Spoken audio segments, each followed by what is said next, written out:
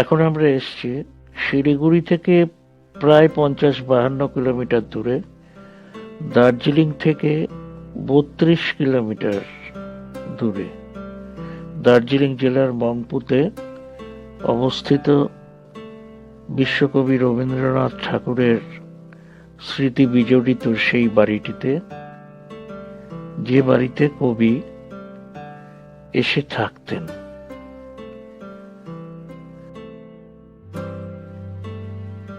(3759 foot উঁচু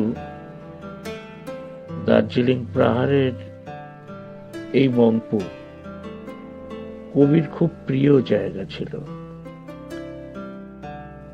যে জায়গাটিতে রয়েছে সেখানে রয়েছে কবির একটি মূর্তি, এবং এটি বাড়ির বাইরের দিক এবং একটি সুন্দর প্রাকৃতিক পরিবেশের মধ্যে সেই মূর্তিটি স্থাপিত রয়েছে। এর পাশেই কবির সেই বাড়ি যেখানে তিনি বাস করতেন।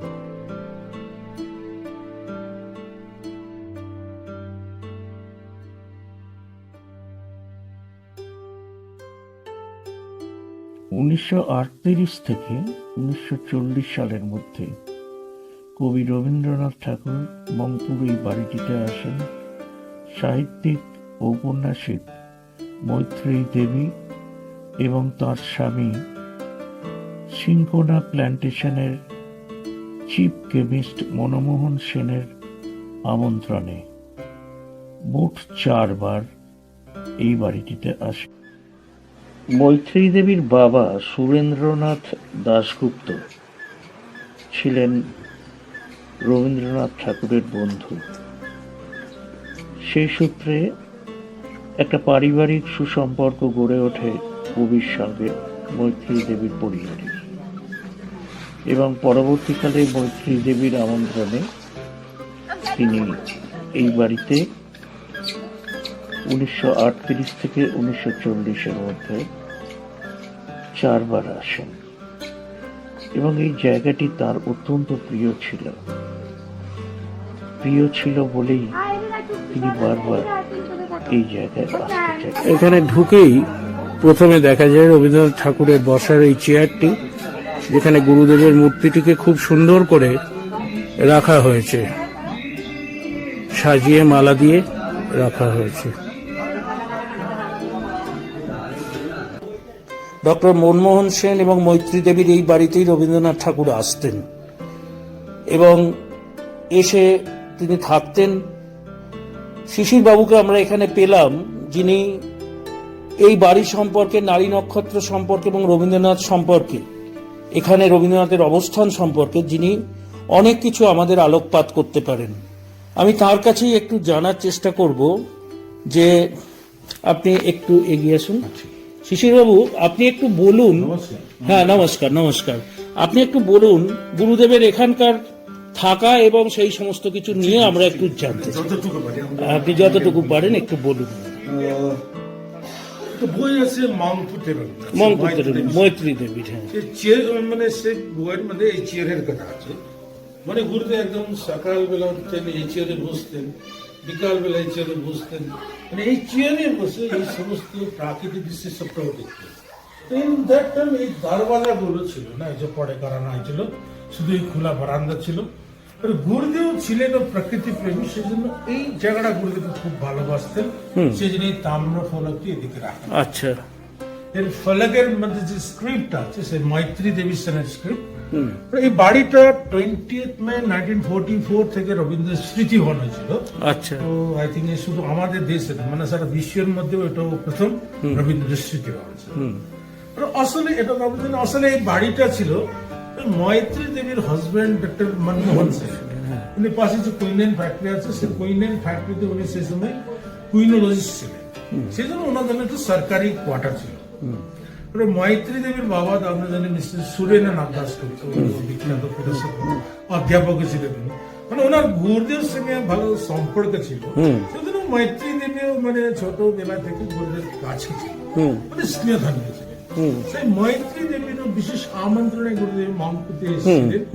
ফার্স্ট টাইম 1938 21st মে এই যে কালিম্পং থেকে মামপু এসেছিলেন। আচ্ছা তারপর 1939 দুবার এসেছিলেন। আচ্ছা, আর 1940-তে লাস্টেই বাড়িতে এসে। মানে জীবনে একদম শেষ বয়সে বাড়িতে ছিলেন। এখানে এসে গুরুদেব সে 1.5 মাস 2 মাস পর্যন্ত থাকতেন। আচ্ছা, 1940-তে তো গুরুদেব জন্মদিন মানে 25শে বৈশাখে এই বাড়ির মধ্যে সেলিব্রেশন হয়েছিল। আচ্ছা, এই বারান্দার মধ্যে আমাদের সমস্ত মামপুকে পাহাড়িয়া জনকে নিয়ে সে আমাদের সমস্ত ব্রিটিশ সাহেবদের, বাঙালি সাহেবদের এই সমস্তকে মানে এক সঙ্গে রাখে গুরুদেব সে বার্থডে সেলিব্রেশন করেছিলেন। আচ্ছা, আর সেই সময় গুরুদেব বয়স উনি 80 বছর বয়সে প্রবেশ করেছিলেন। আচ্ছা, সেদিন জন্মদিন নামক 3টি কবিতা আছে কোনো রচিত হয়েছিল। হ্যাঁ, তবে শেষটিতে লিখে আছে আমাদের এখানকার গ্রামের লোকের কথাটা, এই যে অপরাহ্ন এসেছিল জন্মবাসরের আমন্ত্রণে পাহাড়িয়া যত, একে একে দিল মোরে পুষ্পের মঞ্জরি নমস্কার সহ, ধরণী লবিয়া ছিল কোন কোণে প্রস্তুরে আসনে বসে, বহু যুগে বনহি তপ্ত তপস্যার পড়ে এই বর, এই পুষ্পের দান মানুষের জন্মদিনে উৎসর্গ করিবে আশা করি, যে শেষটিতে লিখে আছে। আবার পঞ্চমবার আসা করার জন্য গুরুদেব কিন্তু উনি আসতে পারেন, উনি অসুস্থ হয়। কালিম্পং থেকে ওনাকে জোড়াসাঙ্ক নিয়ে গেছি, তারপর আপনি জানি ওনার অপারেশন, তারপর মারা গেছেন।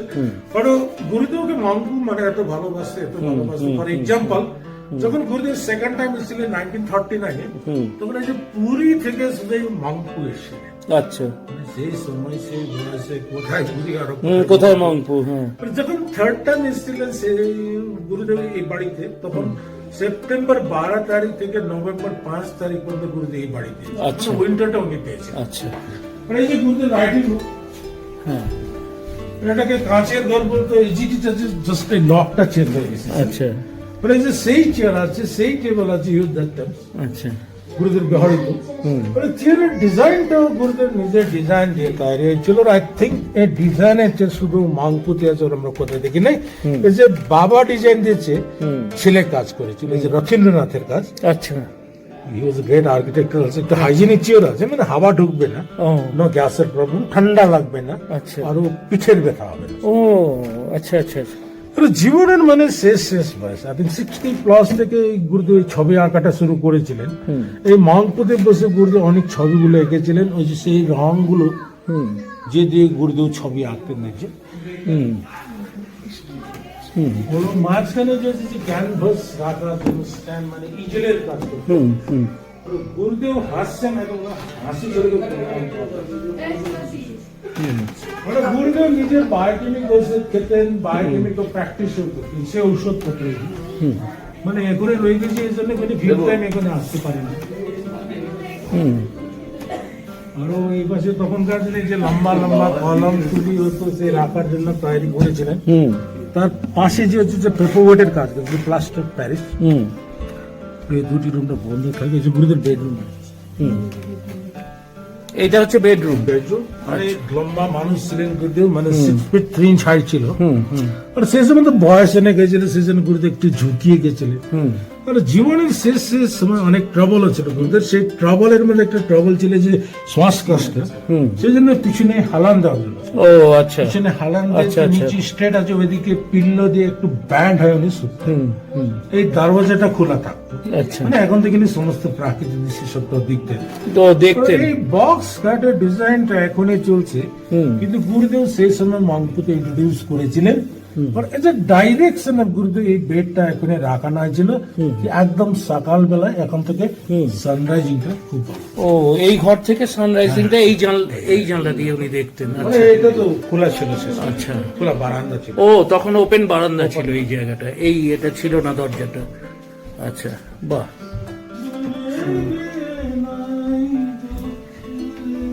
আমরা এইটা হচ্ছে রবীন্দ্রনাথ ঠাকুরের যে ঘর উনি যা বললেন, এবং এটি আরেকবার বলে দেওয়া ভালো, এই বিছানাটি বিশেষভাবে তৈরি হয়েছিল। পিছনে যে কাঠের ইয়েটি রয়েছে, একটা কাঠের একটা ওইখানটায় যে রয়েছে, সেইখানে বালিশ দিয়ে গুরুদেব সকালবেলা সূর্যোদয় দেখতেন এই বারান্দাটা দিয়ে। তখন এখানে এই বারান্দায় দরজা ছিল না, সামনে পাহাড়ে সূর্য উঠত, সেইটি দেখতেন। এইটি ওনার শোয়ার ঘর।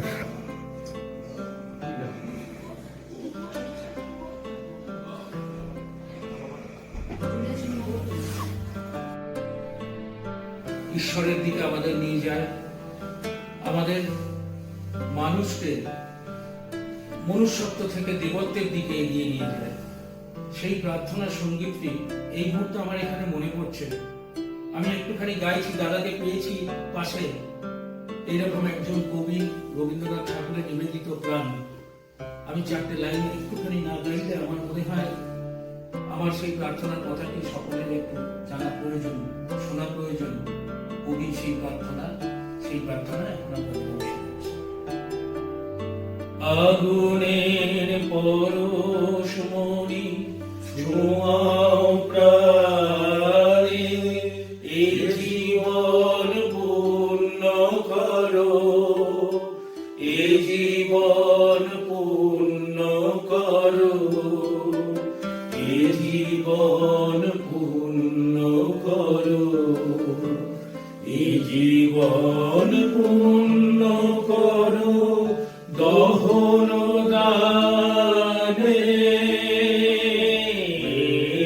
আগুনের পরশমণি ছোঁয়াও প্রাণে,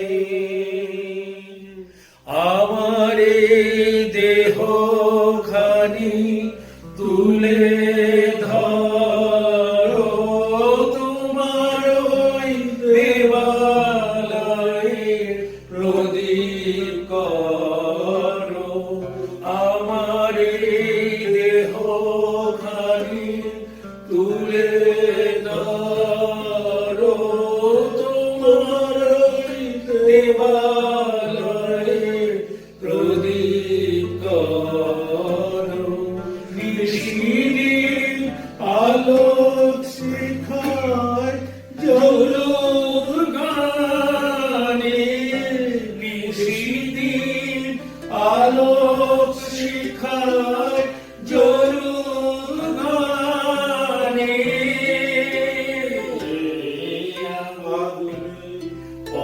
পরশমণি ছোঁয়াও প্রাণে, আধারের গায়ে গায়ে পরশ তব, সারা রাত হোরাক তারা নব নব। আধারের গায়ে গায়ে পরশ তব, সারা রাত হোরাক তারা নব নব।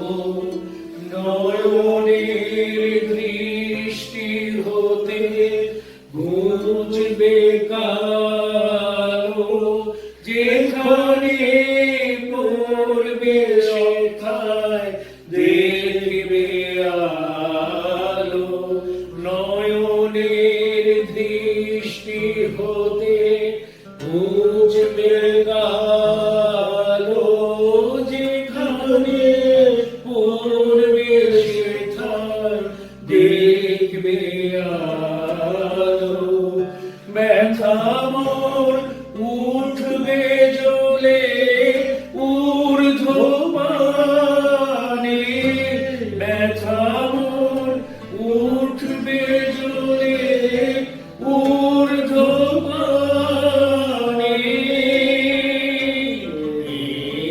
আগুনে পরশমণি ছোঁয়াও প্রাণে, এই জীবন পূর্ণ করো, এই জীবন পূর্ণ করো।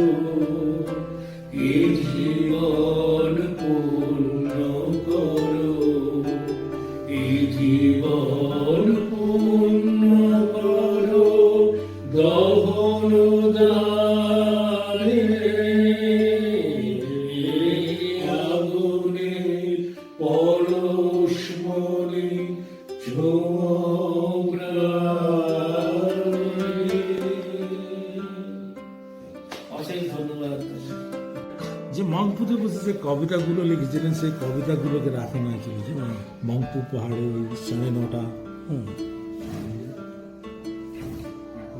ছায়া ছবি, স্মৃতির ভূমিকা, মানসী, সানাই, অধীরা, বাসবদল, এই সমস্ত এইগুলো সব মংপুতে লেখা কবিতা। প্রচুর আছে, কিন্তু মেন মেনটা যে ছায়া ছবি সে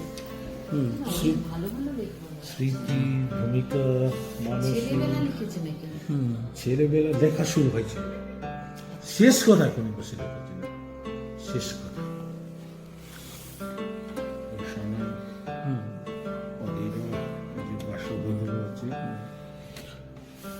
আরো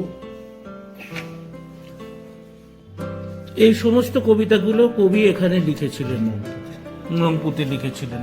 এই যে স্যার সে বিছানাতে পিছনে হেলান দিয়ে বসে আছে, এই বাচ্চাটা হচ্ছে যে ময়ত্রী দেবীর মেয়ে। আচ্ছা গুরুদেব ওনাকে মিষ্টু বলতেন, আচ্ছা। মধুশ্রী দাসগুপ্ত, এখনো বেঁচে আছেন। আচ্ছা ওই কলকাতায় বালিগঞ্জ কসবাতে একটা স্কুল আছে, ওনার যে দোলনা, আচ্ছা বিরাট স্কুল আছে, ওনার নিজের স্কুল। কিন্তু উনি অত রেসপন্স দিচ্ছে না বাড়িতে, সেই জন্য আমার সঙ্গে অত যোগাযোগ নেই। মানে ওনার চাইল্ডহুড ডেজটা উনি এখানে কেটেছেন। এইটাকে উনি মৈত্রী দেবী স্যার। মৈত্রী দেবী নিজেই হ্যাঁ। গুরুদেবকে নিয়ে ঘুরছেন এই যে উপাসনা, গুরুদেবের সঙ্গে। এইটা উপাসনা এটা উনি করিয়েছিলেন হ্যাঁ। মনমোহন সিং হ্যাঁ, ওনাকে বলে উপাসনা গৃহ একটা তখন মানে এই সমস্ত কাঠের ছিল, হুম কিন্তু এখন তো সিমেন্টের করে কিছু দিয়েছে। ও, আচ্ছা। ওর এই সপ্তপর্ণী গাছটা পড়ে গেছে ফার্স্ট জানুয়ারি, মানে একটু কষ্ট পাচ্ছে আমার।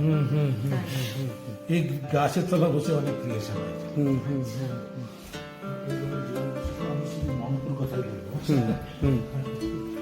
তুই এখানে মানে ডাইনিং রুমে ইউজ করছিস। ও এইটা ডাইনিং রুম। আচ্ছা কিচেন যাওয়ার দরজা নেই। আচ্ছা ওটা কিচেন বাইরে হতো, সেটা নষ্ট হয়ে গেছে। হ্যাঁ আরো এই যে সেই চেয়ারে চলে যে বাইরে রাখা না চলেছে, আচ্ছা এই গাছটা এখন আছে এখন সোজা। আচ্ছা আর ওই যে সেই বিছানা ছবি, বিছানায়। মাইতি দেবীর সঙ্গে গুরুদেব আছে, ফায়ার প্লেসে আশেপাশে। আচ্ছা আচ্ছা আচ্ছা আচ্ছা এই ফায়ার প্লেসটার পাশে মৈত্রী দেবীর সঙ্গে।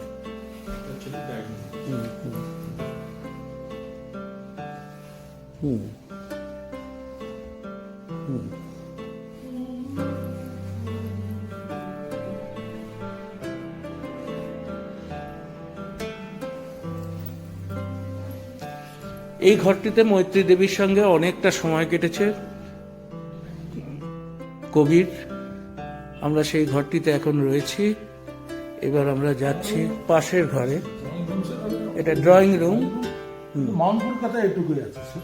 আচ্ছা মংপুর কথা এখানে রয়েছে, আমরা দেখছি। এই যে প্রথমবার এসে গুরুদেব এই বাড়িতে ছিলেন, আচ্ছা মানে এখান থেকে 4 কিলোমিটার উপরে, এটাকে সুরেল বাংলো বলে। আচ্ছা আসলে এই বাড়িটা ছিল সে সময় মংপুর গেস্ট হাউসের মতন ছিল, কিন্তু এটা জঙ্গলের মধ্যে ছিল। আচ্ছা বাড়িটা মানে বিশাল বড় বাড়ি, আচ্ছা সেই জন্য গুরুদেবকে এই জায়গাটা অত ভালো লাগে না। সেই জন্য 15 ডেজে বাড়িতে থেকে গুরুদেব 5 জুন 1938 বাড়িতে এসেছিলেন।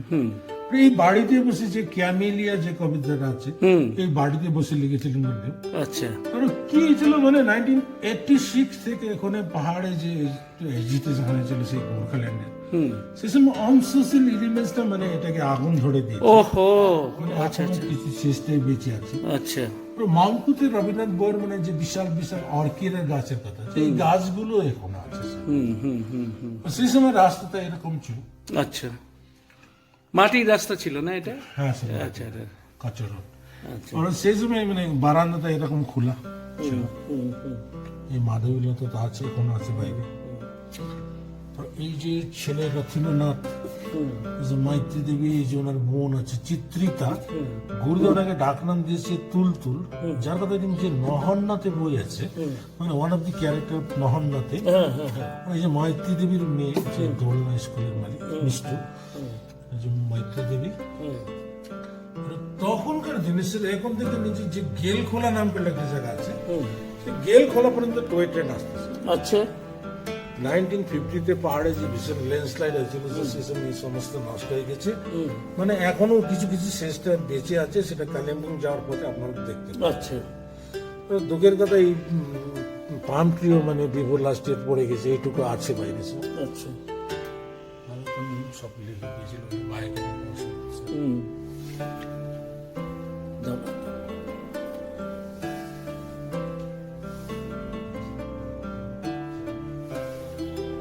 এই যে বায়োকমিক,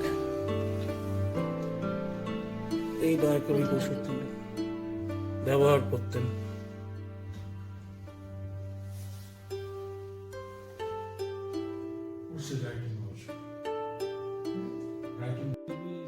মন আছে চিত্রিকা আর ওই যে গুরুদেব বসে আছে,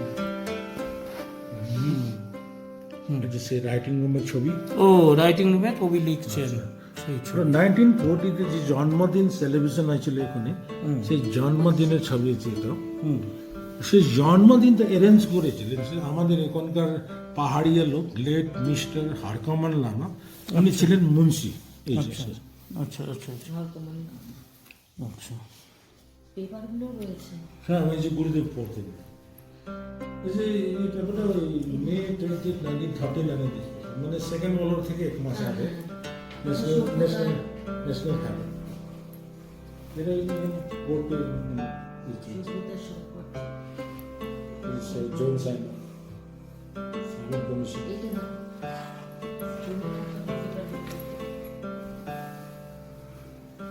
তখন এই পেপারের দামটা ছিল 1 আনা। 1 আনা এই পেপারের দাম। ন্যাশনাল আচ্ছা, গুরুদেব এই পেপার পড়তেন। সেগুলো রাখা আছে। জন সাইমন সাইমন কমিশন সেই সামন কমিশন। সেকেন্ড ওয়ার্ল্ড ওয়ার থেকে 1 মাস আগে। এটা ড্রেসিং রুম। উনি কাপড় চেঞ্জ করে আচ্ছা, এইখানে কাপড় চেঞ্জ করার জন্য ড্রেসিং রুম এটা। বাহ, হ্যাঁ এইটা স্নানের ঘর। এটা মানে একটু সিস্টেমেটিক ছিল, মানে গুরুদেব নিজের কনসেপ্ট দিয়ে তৈরি ছিল যে 1938 দ্বারা লাইক বাথটব। আর সিস্টেমটা ছিল এই কল থেকে ঠান্ডা জলটা এখন জমা হতো।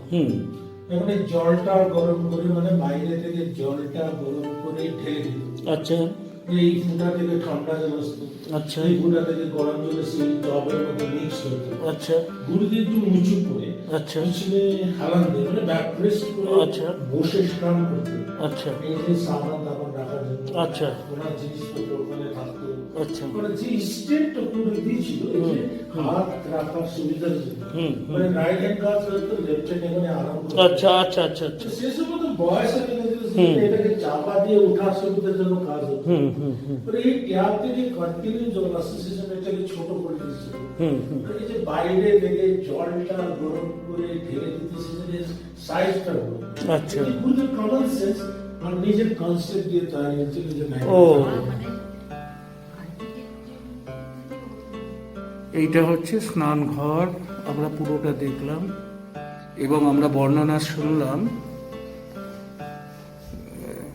এইখানে সব স্নানের জিনিসপত্র রাখা থাকতো, তেল ইত্যাদি আরো কিছু, এবং এই ঘরটি স্নানের কাজে ব্যবহার হতো। এক সেকেন্ড, হ্যাঁ বলুন। এটা ছিল মৈত্রী দেবী স্টাডি রুম ছিল। মৈত্রী দেবী স্টাডি রুম। আর এই গুরুদেব হাতটা দিয়েছিল মানে যে পারস পাতা, মানে যে চিজে হাত দিত সেটাই শোনা হয়ে যেত। 60+ থেকে শুরু করেছিল আঁকাটা। আর I think যত গান লিখেছিলেন সেই থেকে বেশি গুরুদেব ছবি এঁকেছিলেন। But actually he was the founder of modern art India also. এই modern art ওরা ইন্ডিয়াতে ইন্ট্রোডিউস করেছিলেন, যে করে চলছে। তো এটা তো আমরা জানি এটাকে ইংলিশে ডুডলস বলে। ডুডলস ওয়েস্টার্ন কান্ট্রিতে সেলিও করে দেন এরকম, কিন্তু মিনিংলেস। আমরা বাংলায় তো এটাকে বলে মানে ধ্বংসের মধ্যে একটি সৃষ্টি। মানে যদি কোনো সেন্টেন্সটা লিখতে লিখতে ভুল হয় তাহলে আমি এমনি গাড়ছি, আমাদের মানে কিছু হবে না। কিন্তু গুরুদেব মনে হতো কি সেন্টেন্সটা আমার হাত থেকে ক্রিয়েট হয়েছিল, আর আমার হাত থেকে এটা ভুল হয় ডেথ হয়েছে।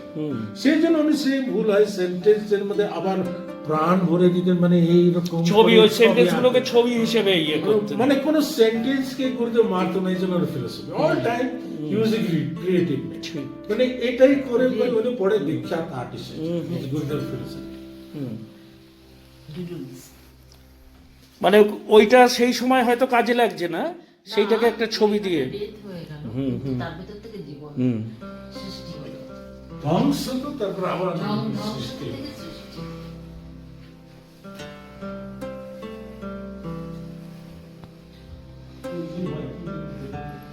একটু দাঁড়ান, ওই ছবিগুলো তো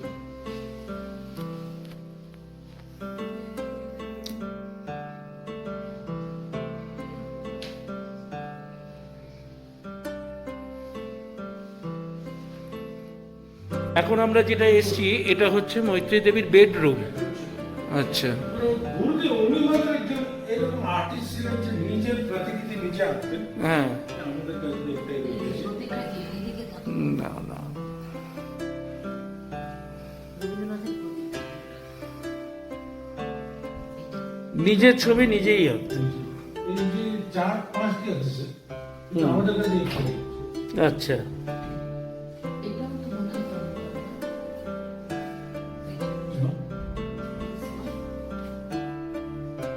ছবি জিনিসটা হচ্ছে গিয়ে একটা ফর্মের হারমোনি, রঙের হারমোনির সমাবেশে এক্সপ্রেশনকে রূপ দেয়া। তার ধারা, তার বাইরের রূপ আলাদা হোক না কেন, মূলত তারা একই। এটা হচ্ছে রবীন্দ্রনাথের ছবি সম্পর্কে। এটা তো অনেক ফেমাস মাদারের চাই। মাদার অ্যান্ড চাইল্ড, বিখ্যাত ছবি কবির আঁকা।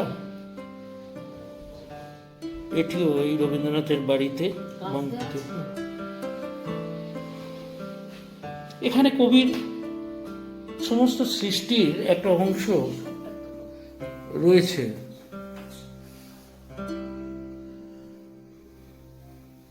কি ট্যালেন্ট ছিল না? আবার হবে না।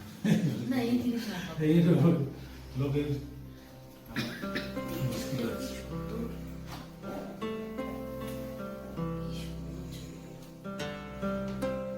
না, হাত না, মানে এরকম আমাদের কাছে আছে।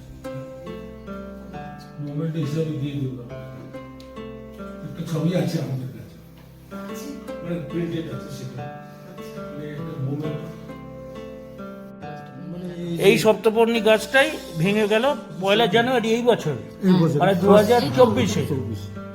এই তো এখনো কাঁচা পাতা আছে। সেপ্টেম্বর মাসে মানে পাতাগুলো ঝরে যায়।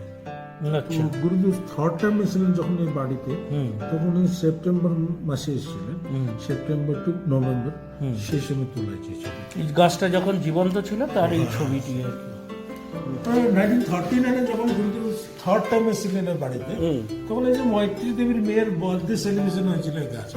ও আচ্ছা আচ্ছা আচ্ছা আচ্ছা। সেই সময় গুরুদেব অনেক গানগুলো করেছিলেন, অনেক রিসাইটেশন করেছিলেন, সেই কথাটা মহাপতি রঘুনাথ বর্মাতে আছে, কিন্তু চলে গেছে। গাছটা ছিল। গাছটা এখনো পাতাটা কিন্তু গুরুদেব সপ্তপর্ণী, সপ্তপর্ণী। কিন্তু দুঃখের কথা মানে এটা পড়ে গেছে 1 জানুয়ারি। ও আচ্ছা, এই সপ্তপর্ণী, আমরা ভেবেছি এই সুখার যে আছে ওরা পড়বে। সপ্তপর্ণী বলা হতো এই কারণে হ্যাঁ, মানে প্রত্যেকটা ইয়েতে 7টা করে পাতা থাকতো। হ্যাঁ হ্যাঁ, গাছটা পড়ে গেল। পড়ে গেছে এ হে হে হে হে। 1 জানুয়ারি তো 1 জানুয়ারি রাত্রিবেলা 11টা এই সময়। ওর উপাসনা ঘরকে একটু মডার্নাইজ। এই গাছটির নাম কবি দিয়েছিলেন সপ্তপর্ণী। সপ্তপর্ণী দেওয়ার কারণ হচ্ছে, এই দেখুন আমি একটা পাতা তুলে নিচ্ছি, এইখানে দেখা যাবে 7টা করে পাতা একটা করে ডালে রয়েছে। 1 2 3 4 5 6 7, এরকম প্রত্যেকটা ডালে। আর একটা ডাল নিলাম, দেখুন 1 2 3 4 5 6 আর এই 1 7। এই যে 7টা করে পাতা এই গাছটির বিশেষত্ব। এবং এই গাছের নিচে বসে বিশ্বকবি এই গাছের নিচে বসে মংপুতে এলে তিনি তার কবিতা, প্রবন্ধ ইত্যাদি রচনায় মগ্ন থাকতেন এই গাছটির নিচে বসে। কিন্তু দুঃখের বিষয়, 1 জানুয়ারি 2024 এই গাছটি ভেঙে পড়ে। এখন যেটা অবস্থা সেটা হচ্ছে, এবং এই গাছটির যে গুঁড়িগুলো এখন সব আলাদা করে দেওয়া হয়েছে। খুবই দুঃখ পেলাম, কর্তৃপক্ষকে অনুরোধ করে যাব যে এই গাছটি যাতে বাঁচানো যায়, কারণ এই গাছটির নিচে কবির অজস্র স্মৃতি রয়েছে। সপ্তপর্ণী গাছ এই গাছটির নিচে, কিন্তু যা পরিস্থিতি তাতে মনে হচ্ছে কবির এই স্মৃতিটিকে আর বাঁচিয়ে রাখা যাবে না, কারণ অলরেডি এই গাছটি এমনভাবে পড়েছিল যে সেটিকে আর রক্ষা করার কোনো উপায় ছিল না, এটি এখানে জানা গেল। ও এখানে করে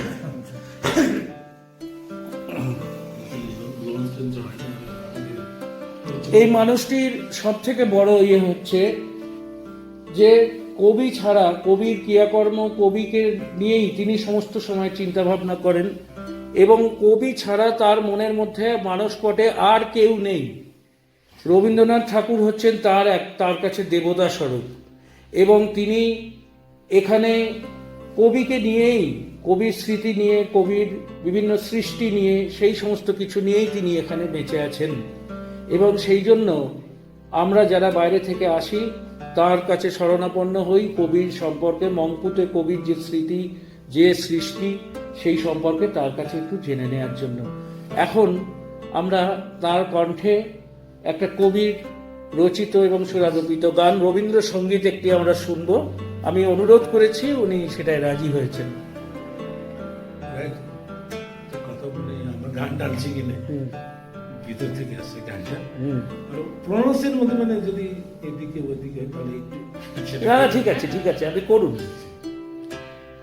তুমি থাকো সিন্ধু পারে ওগো বিদেশিনী, ওগো বিদেশিনী, আমি চিনি গো চিনি তোমারে, ওগো বিদেশিনী, তুমি থাকো সিন্ধু পারে ওগো বিদেশিনী, ওগো বিদেশিনী, আমি আকাশে পাতি আকাশ শুনেছি শুনেছি তোমারই গান, আমি সপেছি তোমাকে প্রাণ গো বিদেশিনী, ভুবন ভ্রমে এসেছে আমি এসেছি নতুন দেশে, আমি অতিথি তোমার দ্বারে ওগো বিদেশিনী, ওগো বিদেশিনী, আমি চিনি গো চিনি তোমারে, ওগো বিদেশিনী, তুমি থাকো সিন্ধু পারে ওগো বিদেশিনী, ওগো বিদেশিনী। গুরুদেবের প্রিয় ম্যাকলোনিয়া এই গাছটি, সেটিও এখনো রয়েছে। সপ্তপর্ণী খালি 1 তারিখ জানুয়ারি মাসের 2024 ভেঙে পড়লো, কিন্তু গুরুদেবের এই প্রিয় গাছগুলি এখনো রয়েছে। ম্যাগনোলিয়া রয়েছে, পাম ট্রিটা পড়ে গেছে। আচ্ছা, এই সব গুরুদেবের খুব প্রিয় গাছ ছিল। প্রকৃতিকে এত ভালোবাসতেন, তো এই সব গুরুদেবের খুব প্রিয় গাছ।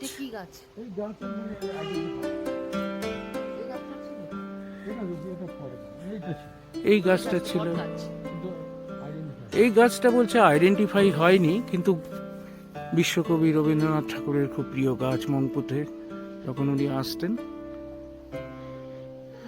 এবং এই বাগানটির পরেই পাহাড়, এই বাগানটির পরেই পাহাড়। এক অপূর্ব সুন্দর জায়গা, তাই না কবি এত পছন্দ করতেন? রবীন্দ্রনাথ ঠাকুরের পরামর্শে তৈরি করেছিলেন ডক্টর মনমোহন সেন, মৈত্রী দেবীর স্বামী। আমরা এই ধ্যানঘরটির বিষয়ে শিশিরদার থেকে একটু জেনে নিই। এই ঘরে বসে মানে গুরু উপাসনার জন্য, উপাসনার জন্য এই ঘরটি করেছিলেন। এখানে লিখে আছে মানে আচ্ছা। যে রবীন্দ্রনাথ গুরুদেব মনমোহন সিংকে বলেছে। ডক্টর মনমোহন সেনকে বলে উনি এই ঘরটি বানিয়েছিলেন ধ্যান ঘর হিসেবে, উপাসনা গৃহ যে হিসেবে। কথাটাও বলেছে আপনি সেটাও এইখানেও লেখা আছে। হ্যাঁ, এইটা একটু ভালো করে যদি পড়ে নেওয়া যায়। ডাক্তার মাঠের মাঝখানে সেই আমার গাছের গুড়ি দিয়ে ঘর করে রেখো, কিন্তু ঘর হয়েছে খবর পেলেই এসে উপস্থিত হও। ডাক্তার মাঠের মাঝখানে সেই আমার গাছের গুড়ি দিয়ে ঘর করে রেখো, কিন্তু ঘর হয়েছে খবর পেলেই এসে উপস্থিত হব। বিশ্বকবি বলছেন ডক্টর মনমোহন সেনকে। সেটা তৈরি হয়েছিল, কিন্তু এবার একটু এটি তখন ছিল খড়ের খড়ের চালের ঘর ছিল, কাঠের ছিল। এবং হ্যাঁ, এই সেই ঘর। এখন এটা কাঠের তৈরি করা হয়েছে। এই ছবিগুলোর মধ্যে হুম এই ছবি আছে, মিস্টার সেন আছে। হুম মিস্টার সেন, এই যে মৈত্রী দেবী ডক্টর সেন, হ্যাঁ, ডক্টর মনমোহন সেন এবং মৈত্রী দেবী, চিত্রিতা আর এই যে মেয়ে মিষ্টু। মনপুরে যে মনপুর যে কবিতা, মনপুর পাহাড়ের কবিতা, মানে এই সমস্ত সিনকুনার গাছ। কুজ্ঝটি জাল যেই গেল সরে মনপুর, নীল শৈলের গায়ে দেখা দিল রংপুর। বহুকালে জাদুকর খেলা বহুদিন তার, আর কোনো দায় নেই লেশ নেই চিন্তার। দূর বৎসর পানে ধ্যানে চাই যদ্দূর, দেখি লুকোচুরি খেলে মেঘ আর রোদ্দুর।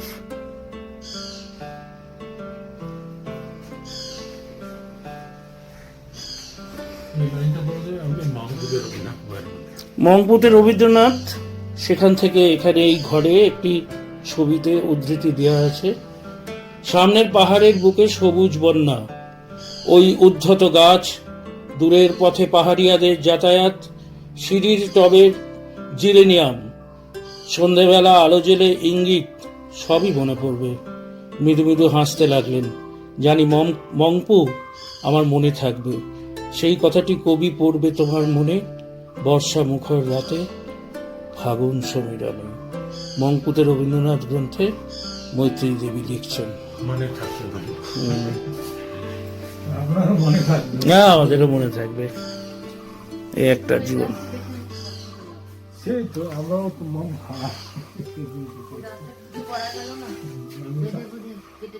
আমি সবাইকে বলি গাছের মনটা শক্ত করে যে জায়গাগুলিতে নাম দিয়ে দিচ্ছি, গাছের নামটা গাছের